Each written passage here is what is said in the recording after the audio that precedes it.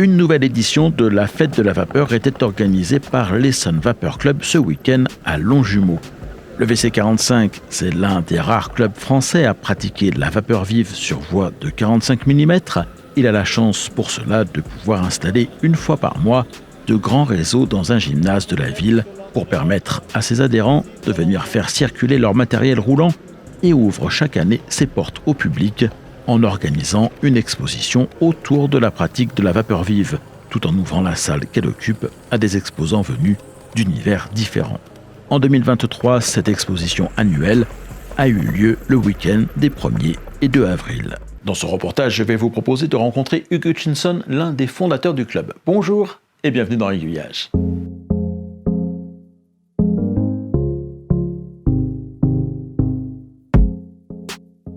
Hugues s'affairait ce week-end-là autour de l'une de ces locomotives fétiches qui était placée en tête de l'un des plus célèbres express de Grande-Bretagne, le Flying Scotsman, qui assurait à l'époque de la traction vapeur la relation Londres-Édimbourg en Écosse en une dizaine d'heures. Comment une équipe de conduite pouvait-elle tenir aussi longtemps ? Hugues va vous révéler le secret. Il n'y avait pas une, mais 2 équipes à bord, et la relève se faisait sans que le train ait besoin de s'arrêter. Bonjour Hugues. Bonjour Thierry. Ça fait plaisir de te voir chaque année ici à la WC45. Alors qu'est-ce que tu as amené comme matériel cette année ? Alors cette année, j'ai 2 locaux qui viennent d'origine de l'Angleterre. Une Mallard, il y a un autre collègue qui tourne avec une Mallard. Et là, c'est le Flying Scotsman. Ça a roulé entre Londres et Édimbourg. Et c'est une loco très particulière pour éviter que le loco et le train s'arrêtent. Ils ont installé un couloir dans le tender. Donc ça, c'est très rare de voir une connexion de voiture derrière un tender. Alors l'équipe pouvait s'interchanger comme ça pendant le voyage. Donc, quand c'était temps de changer l'équipe, ils passaient par le tender, par ce petit couloir, entraient dans la cabine et puis les autres partaient. L'idée, c'était de gagner du temps parce qu'il y avait beaucoup de concurrence sur la ligne Est en Angleterre, entre Londres et Édimbourg, et côte Ouest. Il y avait la concurrence de la LMS. Et donc, chaque minute qu'il pourrait gagner, il cherchait à gagner. Parce que c'est à peu près 550 km, quelque chose comme ça, donc non-stop. Alors, ça, c'est ce qui est spécial de cette loco. Ouais. L'équipe, donc, du coup, ne s'arrêtait pas entre 2 gares, c'est ça ? C'est pour ça que le trajet était long, et donc ils changeaient l'équipe pendant que le train roulait ? Voilà, c'est ça. Voilà. Et l'équipe allait se reposer, en gros Tout à fait. Puis ils prenaient le relais. Il y a une équipe qui a démarré, ils font la moitié du trajet, ils changent, et puis la deuxième équipe l'amène à Édimbourg. D'accord. Voilà. Alors, tu parlais de locomotive Mallard. C'est vrai que nous, on ne connaît pas vraiment ça en France. Mallard, là, je pourrais vous faire voir. Donc ça, c'est le Mallard qui faisait le même trajet. Et la chose qui est intéressante sur cette loco, c'est la loco qui avait le record absolu de vitesse de vapeur à l'époque. C'était juste avant la guerre, 1938. Ça atteignait 126 miles par heure. Donc il faut multiplier par 8 et diviser par 5 pour avoir ça en kilomètres/heure. Donc ça, c'est le Mallard. Et comme vous voyez, ils ont fait des efforts esthétiques en faisant le carénage qui est si belle. Les équipes d'entretien n'aimaient pas trop parce qu'ils ne voyaient pas où travailler. Donc c'était surtout pour les passagers, pour les encourager parce que c'est une belle locomotive. Donc comme les autres locomotives que nous avons ici en miniature, ils sont chauffés avec l'alcool qui est dans ce réservoir-là. Et l'eau est dans le tender. Et on peut transférer l'eau du tender avec une petite pompe manuelle. On pompe comme ça et ça transfère l'eau. Aussi, il y a une pompe axiale. Donc quand le loco roule, cette pompe axiale fonctionne et transfère l'eau en roulant du tender vers la chaudière. Et c'est la même chose ici, vous voyez, c'est la même configuration. Vous avez le réservoir d'alcool ici et puis l'eau est dans le réservoir d'eau là. Et les niveaux, tu les contrôles à partir des manomètres que tu vois dans la loco, ou est-ce que tu as une autre façon de le voir? Le niveau, c'est comme dans les vrais. Vous voyez le niveau là? Ça, c'est un tube. Alors là, vous voyez le niveau d'eau dans la chaudière. Et c'est très important, évidemment, de surveiller ça, parce que sans eau, la vie devient très compliquée. Les soudures se fondent. Donc, à veiller de près. Ça, c'est le mécanisme pour faire le marche avant, marche arrière. Donc en tournant ça, mais si vous regardez ce mécanisme-là, qui contrôle marche avant, marche arrière, en tournant ici, vous voyez le bielle qui se déplace? Tout à fait, oui. Alors quand le bielle est en haut, c'est marche arrière, et quand c'est en bas, c'est marche avant. Oui, c'est un simple principe mécanique de la... Ah oui, tout est mécanique. Le mouvement tout est mécanique. Si le mouvement est imprimé depuis en haut ou d'en bas, la direction forcément est différente. Oui. La marche est... Voilà, c'est ça. Et puis le neutre, c'est au milieu. Ouais. Donc si un jour vous êtes dans une gare, vous regardez une locomotive à vapeur, il ne va pas bouger si le bielle est au milieu. Mais quand vous voyez le bielle commence à descendre, vous pouvez démarrer la caméra. Voilà. Je m'en souviendrai. Ce sont des modèles, ce sont des kits que tu as montés ou comment? Qu'est-ce que c'est? Moi, je les ai achetés déjà montés. D'accord. Parfois, ils sont montés dans l'usine ou on peut acheter des kits. Mais le problème, c'est qu'ils sont fabriqués en lot. Donc peut-être ils ont fait, je ne sais pas, une centaine comme ça. Et puis, c'est des petites entreprises de famille, donc ils doivent avoir marre de faire la même chose chaque jour, donc ils changent de modèle. Ouais. Ils font 150 peut-être. Donc, pour répondre à ta question, moi je ne les ai pas montés, mais il y a beaucoup de gens qui achètent le kit pour le plaisir d'avoir quelque chose qui est belle à la fin. Et c'est pour ça qu'on a fondé ce club. Parce que le problème avec cette échelle, il faut des grands rayons pour 3 mètres minimum. Ici, nous en avons 5. Oui. Donc, les gens qui avaient construit des kits, ils ont monté des kits et ils mettent sur la cheminée. Et puis, qu'est-ce que je fais maintenant? Donc, avec ce club, il peut venir ici et les faire rouler. Et puis, l'autre intérêt, c'est beaucoup de gens ici maintenant commencent à accumuler de l'expérience et tout le monde a des problèmes de temps en temps. Donc, en parlant, on trouve la solution parce qu'il y a toujours quelqu'un qui a eu le même problème. Oui, vous avez à partager. Mais peut-être même avec le même loco. Voilà. Vous partagez vos expériences. Oui, c'est vraiment une source inestimable de savoir-faire. Voilà. Et par contre, le décor, c'est quelque chose qui ne vous intéresse pas du tout, ou qui n'est pas une priorité? Si, ça nous intéresse, mais c'est le problème de stockage. Tu vois, il y a un développement ici d'à peu près 66 mètres. On a un local au bout du gymnase pour stocker, mais on n'a pas la place pour stocker du décor.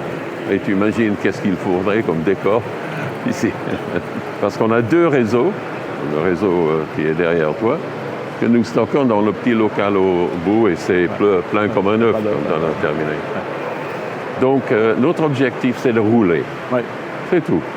On a des belles locaux. On vient ici et on roule ensemble, on échange des idées. Et donc, il y a tout un mélange d'échelles. Donc, le seul règle, parmi les rares règles que nous avons, il faut que ça roule sur une voie de 45 mm. d'où vient le nom du club, Essonne Vapeur Club, 45. Le 45 étant l'écartement. L'écartement. Voilà. À partir de quoi on peut, sur cet écartement, avoir soit de la voie normale, soit de la voie étroite. Donc ici, on est sur la voie normale. Exactement, oui. Sur un autre réseau, ils sont surtout des locaux de voie étroite, voilà. mètre. Voilà, mais qui sont aussi sur le 45 mm. Voilà. Donc ce qui change, c'est l'échelle de la... Voilà, c'est l'échelle qui change. Ici, c'est un 32e. Et sur les autres réseaux, on voit pas mal de locaux de un 19e, un 22e. C'est un mélange d'à peu près tout.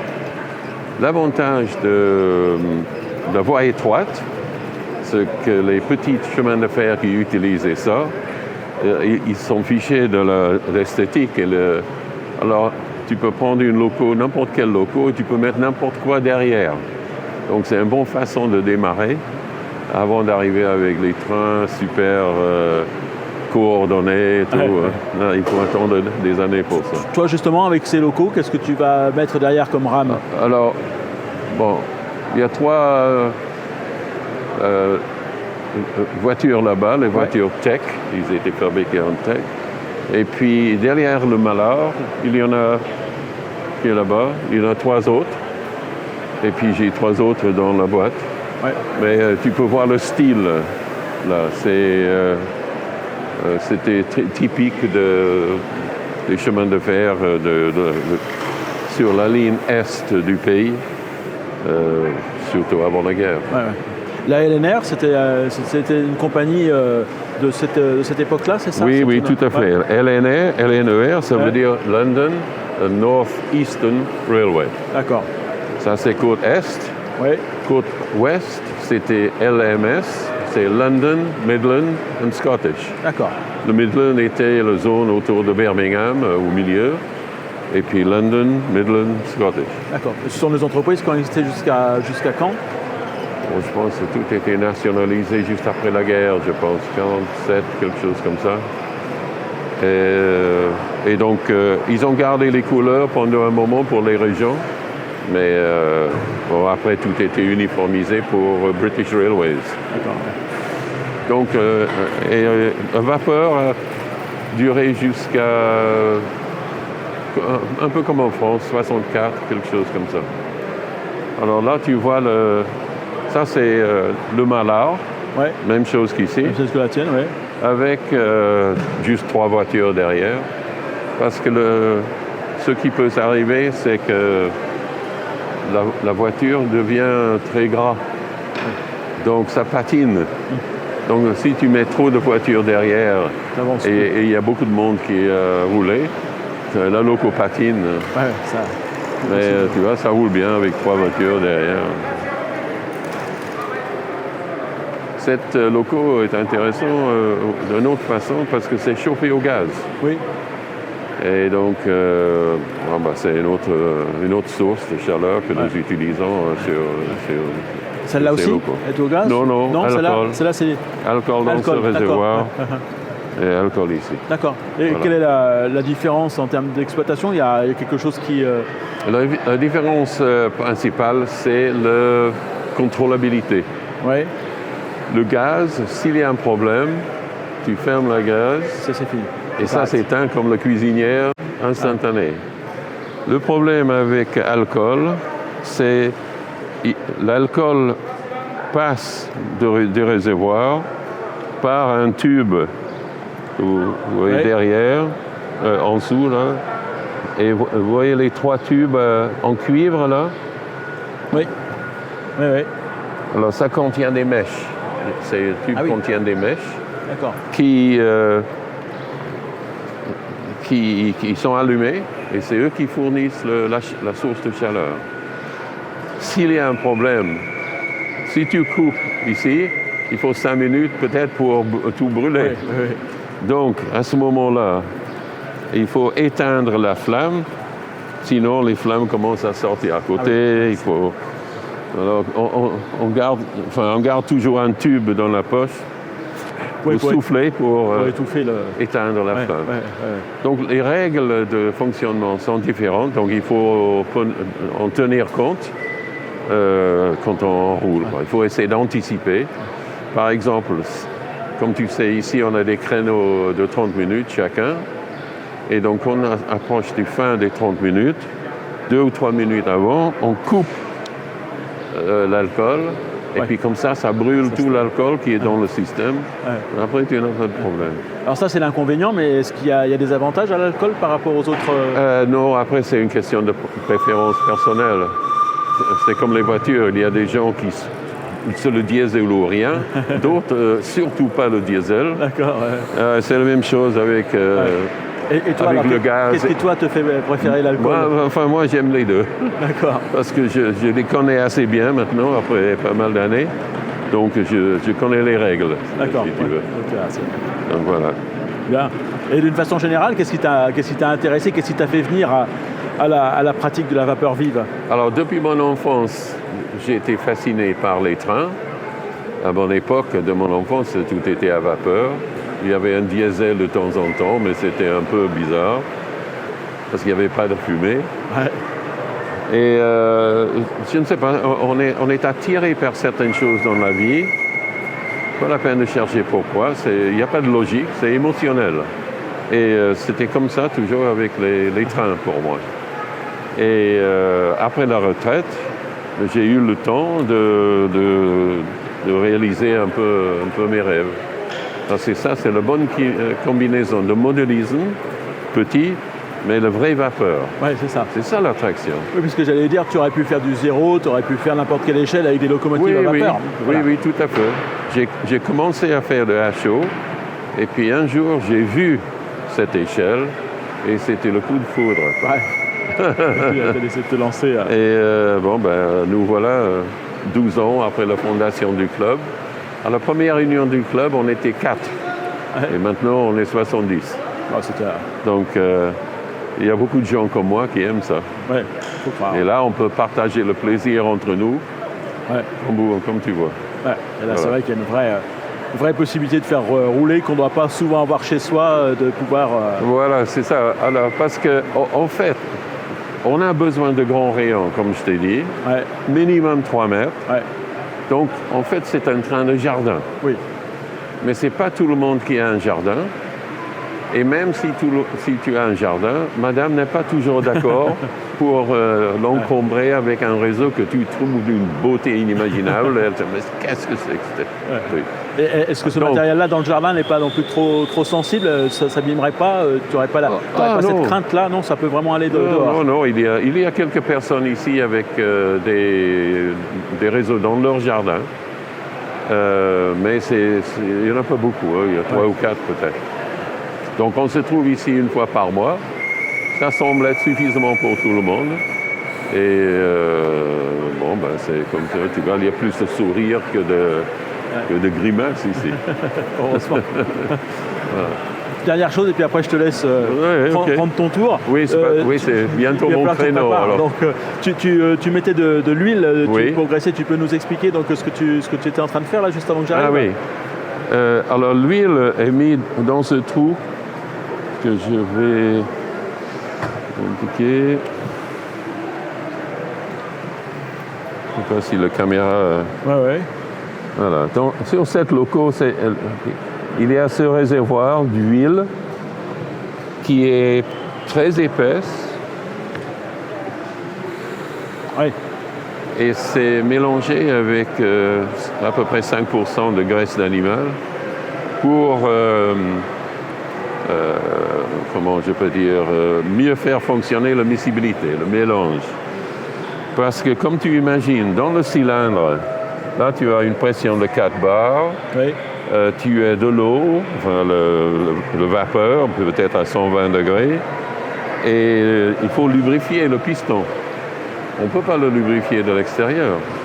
Donc, avec cette huile, il y a un système où le vapeur passe par ce petit réservoir d'abord, récupère des gouttelettes d'eau avant de passer dans les pistons. Et c'est ça qui fournit la lubrification. Donc ça, c'est très important d'utiliser. Et il faut une épaisseur élevée parce qu'évidemment, à haute température, ça devient plus liquide. Ouais.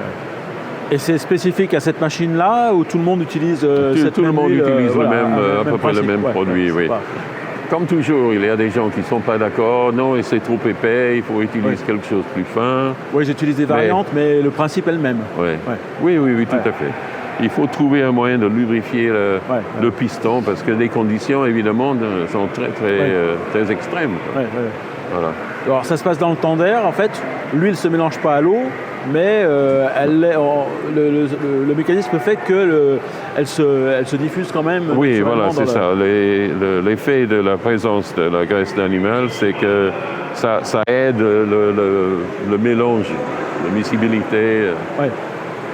Pour que tout se lubrifie comme d'habitude, comme il faut. Tu peux m'expliquer ce que tu me disais par rapport au niveau d'eau qui monte et à la graisse du coup qui peut se... Ah oui, alors comment faire? Alors on peut prendre ça. Alors il y a un petit cylindre, ça c'est un petit cylindre, diamètre 12 mm peut-être, haut comme ça, 20 mm. Qui est plein de cette huile. Et imagine un tuyau très fin qui arrive en haut, entre ici et sort de l'autre côté. Avec la pression et la miscibilité, ça récupère quelques gouttelettes d'huile. Ça récupère quelques gouttelettes d'huile et ça, la vapeur après part dans les cylindres. Au fur et à mesure que la vapeur passe, il y a un petit peu qui condense, qui tombe en bas.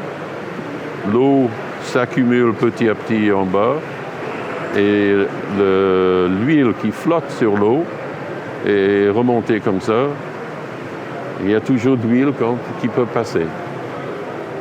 Donc, la chose qui varie entre les locaux, et quand on connaît ça locaux, on sait combien de temps ça va durer. Mais quand c'est plein d'eau, il faut vider ça et changer et mettre de l'huile fraîche. D'accord. Voilà. Donc ça s'appelle le système de lubrification par déplacement. Voilà, c'est l'eau qui arrive, déplace l'huile, et ça passe dans les pistons. D'accord. Voilà. Eh ben, merci beaucoup pour toutes tes explications. Je t'en prie. On va te laisser profiter de ta journée avec ton matériel. Merci bien. La belle journée est garantie avec cette ambiance. Merci beaucoup, Hugues. Ok, Thierry. Je vous proposerai dans les semaines prochaines d'autres reportages tournés lors de cette fête annuelle de la vapeur. Mais pour l'heure, si vous vous intéressez à la vapeur vive, je vous renvoie sur le blog de l'EVC45 que vous trouverez à l'adresse evc45.blogspot.com. Et vous signale que les prochaines expositions sur lesquelles ce club sera présent seront Savoie Modélisme à Chambéry les 28 et 29 octobre et Rail Expo à Dreux du 24 au 26 novembre 2023.